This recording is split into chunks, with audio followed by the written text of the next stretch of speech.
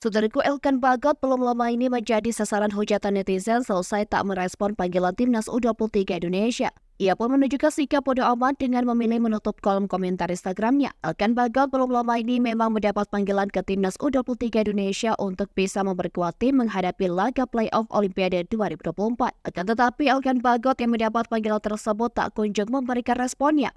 Pemain berusia 21 tahun tersebut baru dipanggil Sintayong saat skuad Garuda Muda menjalani pertandingan playoff Olimpiade 2024 Paris melawan Guinea. Hal ini karena ia diharapkan bisa memperkuat Garuda Muda yang memperebutkan tiket ke Olimpiade 2024. Sebenarnya terkait pemanggilan ini, klub Ipswich Town memang tak memiliki kewajiban melepas pemainnya ke timnas U23 Indonesia karena laga playoff Olimpiade 2024 bukan bagian dari agenda FIFA. Namun ternyata situasi ini tak membuat netizen memaklumi bahwa klub memang tak memiliki kewajiban. Justru netizen atau warganet berbondong-bondong menghujat Elkan Bagot di Instagram pribadinya.